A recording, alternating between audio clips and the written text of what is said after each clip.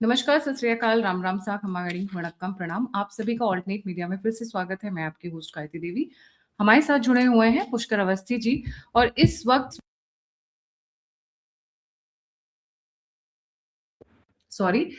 योगी सरकार के लिए एक बहुत बड़ा चैलेंज आ गया है। 6 मस्जिदें जी 6 मस्जिदों को गिराने का ऑर्डर आया हुआ है और ऐसा लग रहा है कि घमासान मचने वाला है। वेरी वेरी वार्म वेलकम दादा, ओवर ओवर टू यू जी। तुमको भी राम राम और सभी दर्शकों को भी राम राम। जी, ये कौन-सी 6 मस्जिदें हैं जिनको लेकर बहुत ज़्यादा कवायद हो रही है इस वक़्त और ऐसा लग रहा है कि घमासान मचने वाला है? और एक साथ 6 मस्जिदें? भाई, हाँ, सुनने में तो बड़ा अजीब सा लगता है कि एक साथ 1 नहीं, 2 नहीं, 3 नहीं, 6-6 मस्जिदों का जो है ढहना बिल्कुल तय है और उसके बाकायदा उसके नोटिफ़िकेशन हो चुका है। ये बनारस का किस्सा है, वाराणसी का है। वहाँ दाल मंडी एक बड़ी मैं वहाँ गया भी हूँ, बड़ा ही कंजेस्टेड मतलब एन्क्रोचमेंट वाला एरिया है। उसमें वहाँ सड़क चौड़ा करने का प्रोजेक्ट चल रहा है। अब तक ठीक था, लेकिन जब जो मामला परवान चढ़ गया है, तब उसमें जो है करीब 6 मस्जिद ही नहीं है, करीब 100 से ज़्यादा मकान हैं। उस 100 मकानों में 6 मस्जिदें हैं। वही बेग मस्जिद, लंगड़ा हाफिज मस्जिद, संगमरमर वाली मस्जिद, अली रज़ा खान मस्जिद और रंगीले शाह मस्जिद। तो ये तमाम मस्जिदें हैं, तो उनको भी नोटिफ़िकेशन दे दिया गया। उसको लेके बड़ा मामला गरमा-गर्मी भी वहाँ पे है, लेकिन उत्तर प्रदेश सरकार के जैसा कि मालूम ही है, सबको पता ही लग गया अब तक, कि जो उत्तर प्रदेश सरकार जो है ठान लेती है, अब वो कोई भी ऐसा काम नहीं करती है कि जो कि आप जो है संविधान प्रदत्त ना हो या जिसका जो है कोई उसके पास वैधानिक आधार ना हो। उस आधार पे उन्होंने किया, साथ में उन्होंने नोटिस पकड़ाया है बाकायदा कि 31 मई तक स्वतः उसको जो है ढहा दें, स्वतः छोड़ दें और ये भी कहा है कि यदि वक्फ बोर्ड की जो ज़मीनें हैं, यदि वक्फ बोर्ड की ज़मीन पे इन 6 मस्जिद को बनाने के लिए वक्फ बोर्ड स्वीकार कर लेता है प्रस्ताव, तो उस मस्जिद के निर्माण का खर्चा भी सरकार देगी। जैसे और मकानों को तोड़ने पे मुआवज़ा दिया जाता है, सरकार बराबर देती है और अच्छा खासा देती है। इसको 15-20 साल पहले जो जिस तरह से दिया जाता था, उसको मत समझिएगा। ये कई गुना होता है, 2 से 3 गुना ज़्यादा होता है, बाकायदा बिना किसी बिचौलिए के होता है, डायरेक्ट उसके अकाउंट में पहुँचता है। तो वहाँ पर उन्होंने मस्जिदें हटानी है, तो ये दे दिया कि भई एक ऑफ़र दे दिया है कि वक्फ बोर्ड को कि भई आपके यहाँ जो वक्फ की ज़मीनें पड़ी हो, उस पे आप उसको निर्माण करा लीजिए और निर्माण का जो खर्चा है वो उत्तर प्रदेश सरकार देगी।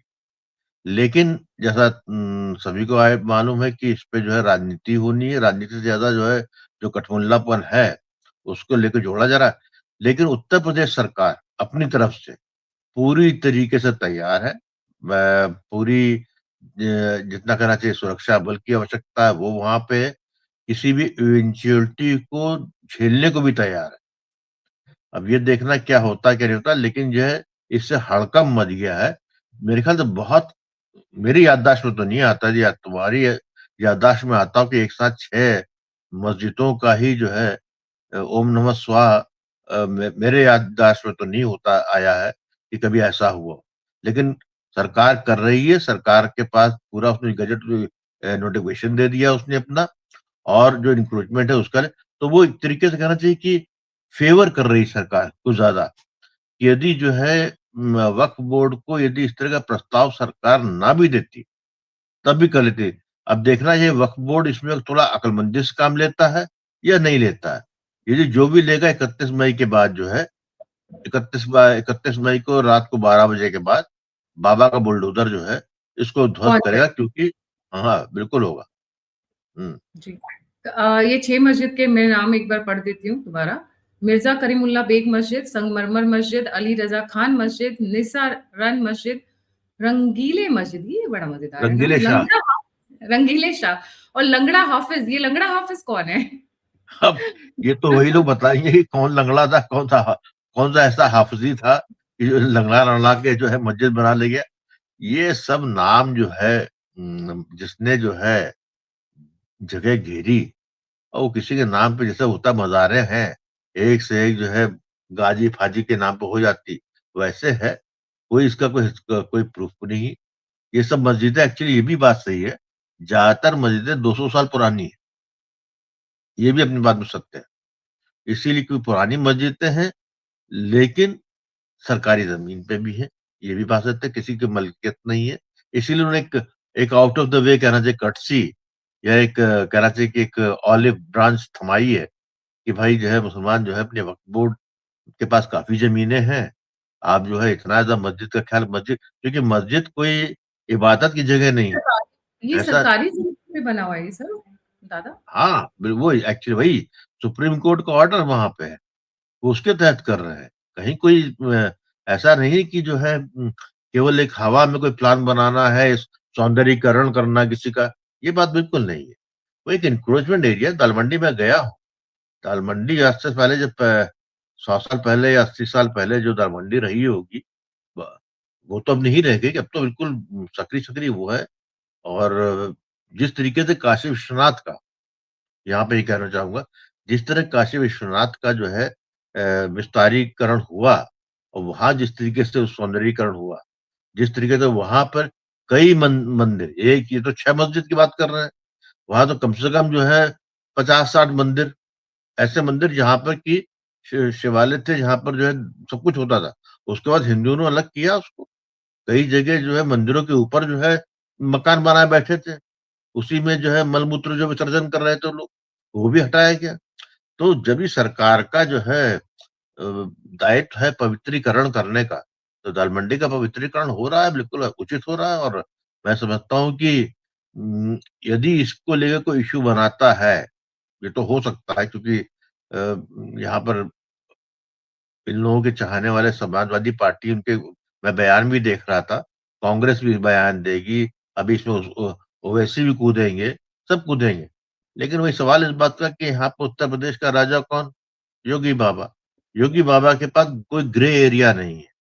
या तो सफ़ेद में है, मतलब सफ़ेद मतलब कानूनन या काला है, मतलब गैर कानूनी। उसके बीच में जो है उनके पास जाने के उन्होंने कोई रास्ता किसी को छोड़ा नहीं। जबकि बड़ा विचित्र बात है मंजरी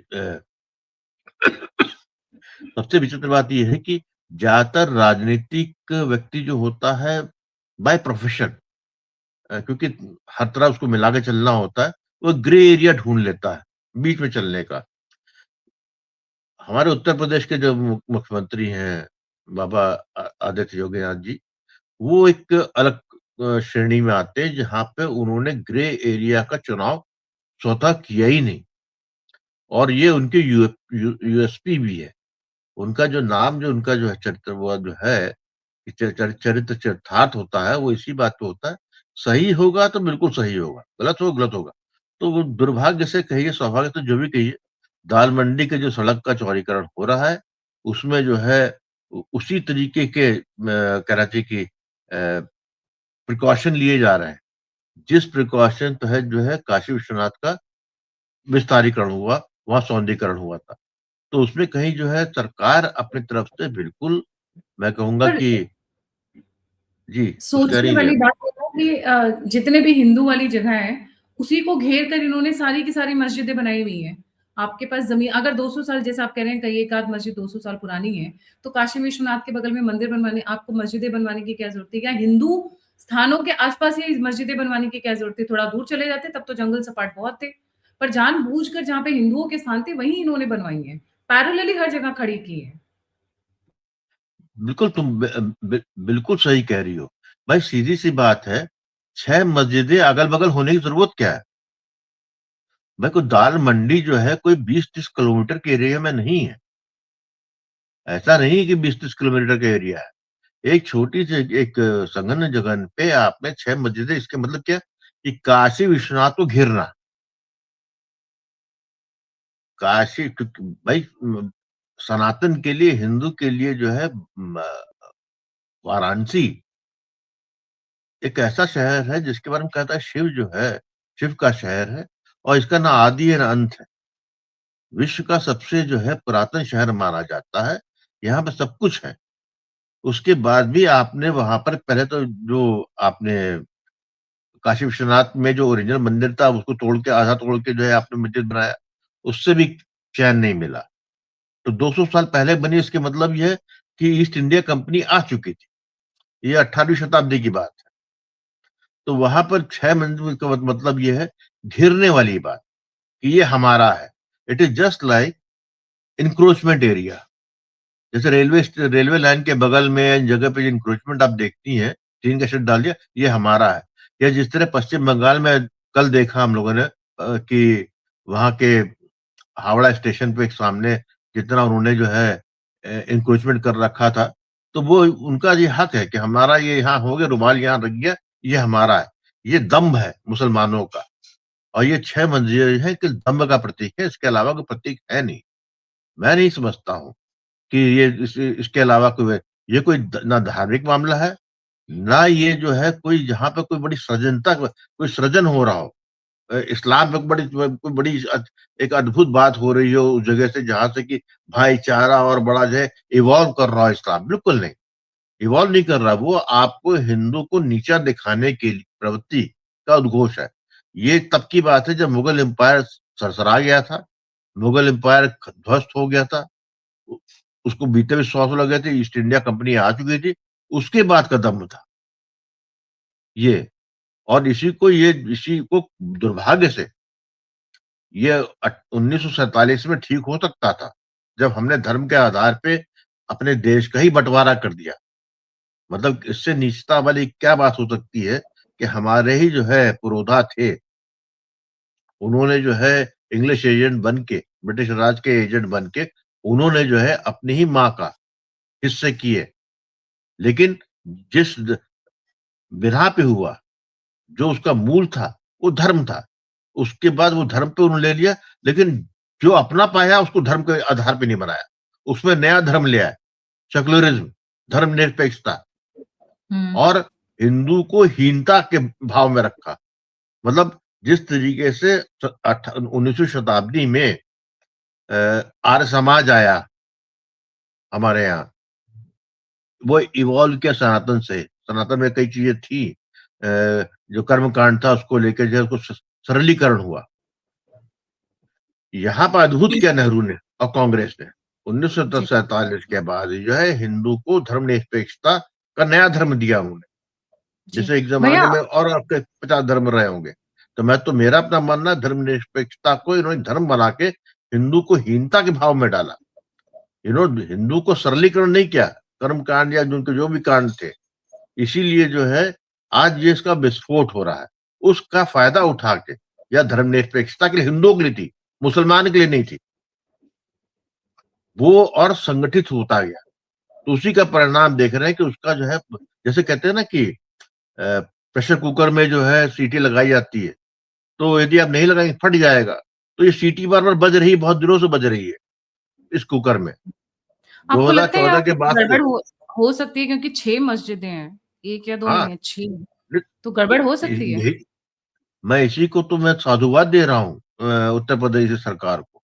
उन्हें मालूम है चैलेंजेस है, और ऐसे समय चैलेंजेस है कि जब जो है बंगाल में इस्लाम हारा है वहां पे, और एक जो है प्रतिघात करने की प्रवृत्ति बहुत तेजी से उबाल ले रही है। तो वहां पर इसलिए उत्तर प्रदेश को, अपने सरकार को अपने आप पे पूरा विश्वास है, और वो जानते हैं कि जो कर रहे हैं वो क्यों कर रहे हैं। उनको ये भी मालूम है कि उनके पास सारा जो है वैधानिक और संवैधानिक सारा अधिकार उनके हाथ में। उसके बीच में जो भी आएगा वो निपट जाएगा। और ये बड़ी बात नहीं कह रहा हूँ, ये जो विरोध कर रहे हैं उनको भी मालूम, जी, ये बिल्कुल सत्य सही। है कि, और तो यही तो। समाजवादी हाँ, ये अपने में जो कहता है विश्वास, अपनी पराक्रम पे विश्वास, हम सही हैं, इसका विश्वास। और दूसरे को ये मालूम है कि इस बंदे का कोई जो है ना दाया है ना बाया है, उसके लिए ना सफेद और ब्लैक के बीच के रास्ता कोई है नहीं। या तो स्वीकार है, स्वीकार है। इसीलिए कह रहा हूं कि जब वक्फ बोर्ड को उन्होंने ये एक ऑप्शन दिया, सरकार ने, कि आप अपनी जो भूमि है वक्फ बोर्ड की, उसमें ये 6 मंजिल मस्जिदें जो है आप बना लीजिए, उसका खर्चा सरकार दे देगी। सरकार ने अपनी तरफ से बड़ी जेनरसिटी दिखाई है इनफैक्ट इसके अंदर। अब ये देखना है कि वो उसको स्वीकारते नहीं करते हैं या वो कहना चाहिए कि एक संघर्ष की मुद्रा में जाना चाहते हैं, तो ठीक है, ये भी दिन देखेंगे हम लोग। जी। जी, समाजवादी पार्टी बहुत उछल रही है, बहुत वो जो ओ चूजे उछलते हैं वैसे उछल रहे हैं ओहो! और वो कांग्रेस को पता नहीं है कि कैसे रिएक्ट करें। तो स्टेटमेंट्स बड़े समा मज़ेदार आ रहे हैं। जी, समाजवादी पार्टी की वही स्थिति है कि जो महिला जो है 9वें महीने से हफ्ता भर पहले होता है जो जो टर्मिनेशन वो जो एक उठता है मरोड़, वो उनको उठ रहा है। उनको लग रहा है कुछ नया आने वाला है, हमको कोई मौका मिलेगा, दैट इज ऑल। अभी अखिलेश यादव निपटे हैं एक अपने परिवार में जो उनके संग हुआ है, तो उनको जो है पूरा एक बड़ा गमगीन माहौल था, तो उनको जो है एक कहना चाहिए ऊर्जा आई उनके कि अब हम जो है वकालत करेंगे। हम एकाधिकार 2027 में उत्तर ममता प्रदेश की के तरह मुसलमान के हम काला कोट पहन के कहीं सुप्रीम कोर्ट तो ये भी नहीं पहुँच जाएँगे, बोलेंगे कि मैं ही लड़ लेता हूँ case. I wouldn't be surprised. हाँ, वो कर जी। सकते हैं कि लाल टोपी ज़रूर पहनेंगे वो। जी। वैसे तो अखिलेश यादव का फ़ायदा ही हुआ है प्रतीक यादव के जाने के बाद से, तो ठीक है, अब गमगीन हैं या फिर रिलैक्स्ड हैं, दोनों में देखते हैं, समय बताएगा। बट लुक्स लाइक द हाँ, second one is a better option. Thank you so much दादा फॉर जॉइनिंग। जाने से पहले सभी व्यूअर्स से रिक्वेस्ट है, लाइक, सब्सक्राइब और शेयर करना ना भूलें और अगर आप कंट्रीब्यूट करना चाहते हैं, मुझे फीडबैक देना चाहते हैं, तो सभी के सभी लिंक्स डिस्क्रिप्शन बॉक्स में।